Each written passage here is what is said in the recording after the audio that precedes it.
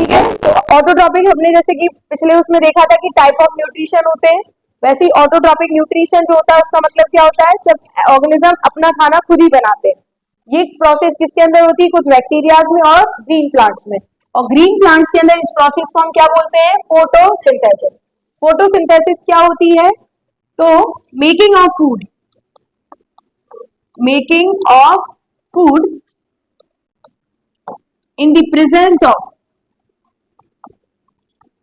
the presence of sunlight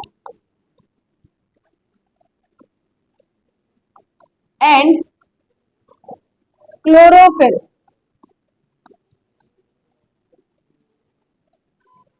with inorganic substances,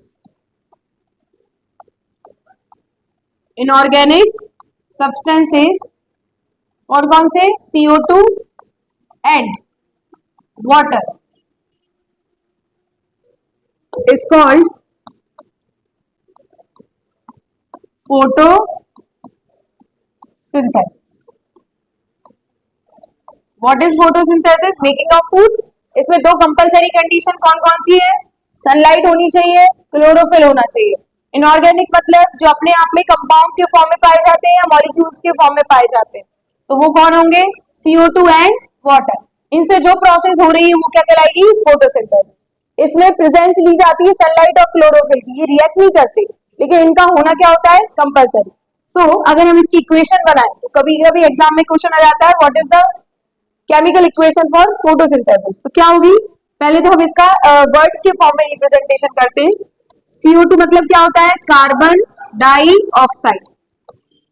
ये कहां से मिलती है प्लांट्स को, एटमॉस्फेयर से। किसके थ्रू मिलती है, स्टोमेटा के थ्रू।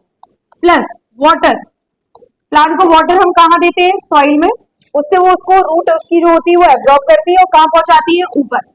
और ये फोटोसिंथेसिस होती है ग्रीन प्लांट्स में। किसमें होती है, तो प्लांट्स क्या, जो भी ग्रीन पार्ट होता है वो होता है मेनली लीव्स। क्या होती है, लीव्स। और जब प्लांट यंग होता है तो उसकी में अंदर स्टेम भी कैसी होती है, ग्रीन।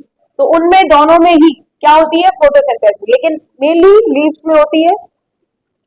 किसकी प्रेजेंस में, सनलाइट और क्लोरोफिल। किसकी हेल्प से, कार्बन डाइऑक्साइड एंड वाटर। बनेगा क्या, खाना बनेगा। प्लांट के लिए जो खाना होता है वो होता है ग्लूकोज। सबके लिए खाना ग्लूकोज ही होता है। ग्लूकोज जो एनर्जी देता है, प्लस कौन सी गैस रिलीज होगी, ऑक्सीजन। तो ये तो इसका कौन सा फॉर्म हो गया, वर्ड फॉर्म। इस एरो के ऊपर हमें दो कंडीशन लिखनी पड़ेगी, क्या, सनलाइट एंड क्लोरोफिल।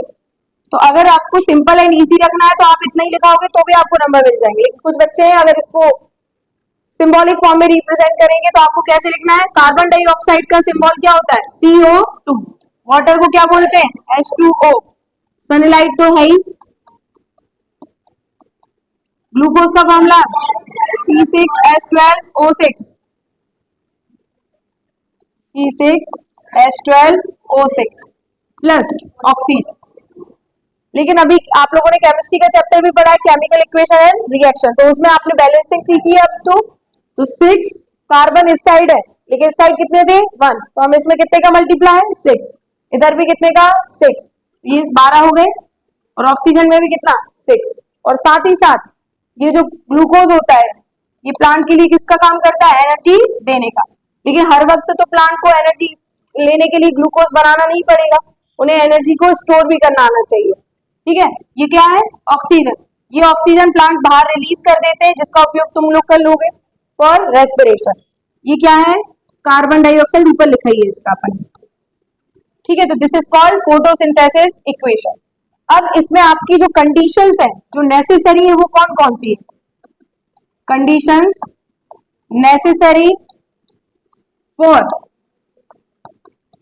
फोटोसिंथेसिस कौन कौन सी है, पहली सनलाइट मस्ट बी प्रेजेंट, दूसरा क्लोरोफिल,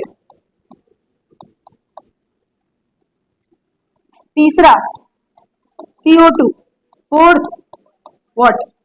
इन चारों के बिना, इन चारों में से कोई एक भी चीज नहीं होगी तो फोटोसिंथेसिस नहीं होगी।